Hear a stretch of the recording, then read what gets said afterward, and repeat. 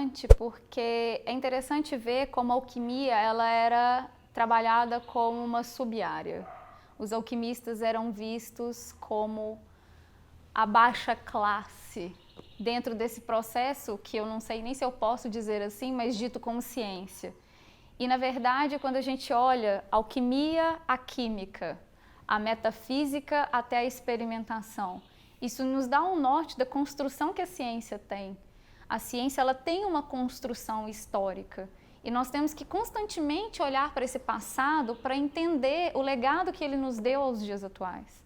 Obviamente, quando a gente escuta uma história falando de um alquimista, um químico, que usou xixi para tentar encontrar ouro, hoje isso nos parece absurdo, um completo absurdo, isso nos parece ridículo. E é o que nós fazemos com a história, é ridicularizar aquilo que foi, mas nós temos que entender os contextos de época. E isso é interessante porque muitas pessoas usam-se disso para relativizar a ciência.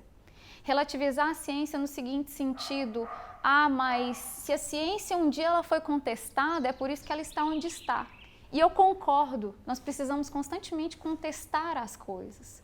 Só que o problema da relativização de alguns desses aspectos científicos, o problema é o descrédito.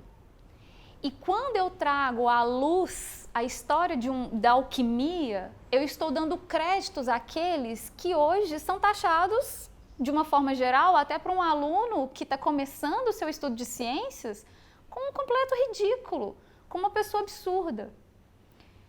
O que a gente precisa entender é que a ciência ela foi construída para que hoje nós tivéssemos uma coisa muito importante chamada método científico, que foi conquistada a partir mesmo desses processos metafísicos, dessa filosofia atrelada à ciência, e que deve ser, mas que nós conseguimos superar alguns aspectos para que chegássemos num pragmatismo científico que nos permite hoje, em qualquer lugar do mundo, sermos respeitados pelas nossas descobertas, porque seguimos um processo metodológico, pragmático, científico.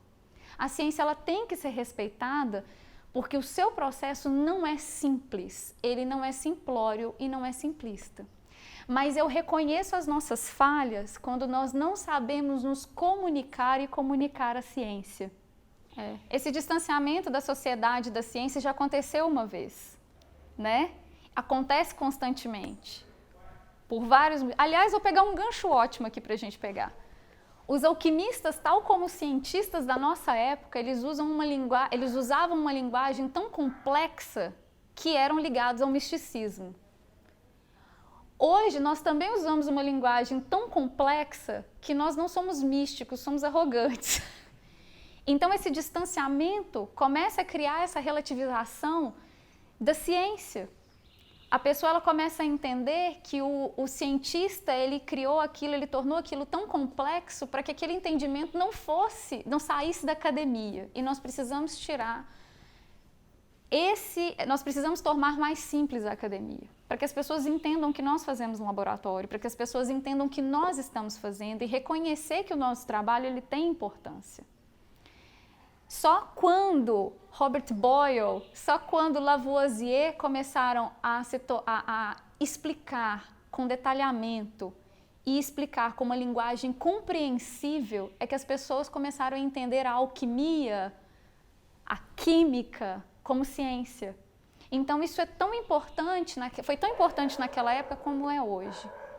Então, trazer à luz do conhecimento as pessoas, para que elas não se distanciem da ciência, porque a ciência não está distante delas. Nós estamos vivendo uma situação atual onde nós tivemos um flerte muito profundo com a relativização e o descrédito da ciência, o descrédito da pesquisa, o descrédito do cientista, o descrédito da linguagem, todo um processo que nós precisamos reverter essa situação. E agora nos cai de paraquedas uma pandemia, um processo geral, onde de repente o cientista ele se torna foco de novo e as pessoas se voltam para a ciência novamente. É um momento muito especial, onde nós temos a oportunidade de mostrar para as pessoas o quanto que a ciência é importante e que sem a ciência não haverá solução para as circunstâncias em que nós estamos vivendo agora.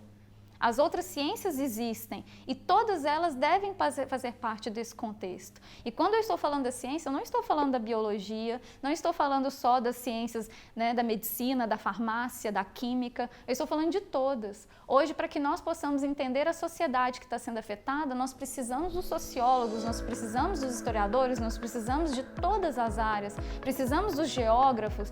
Então, o que acontece é que agora, pela primeira vez, depois de um tempo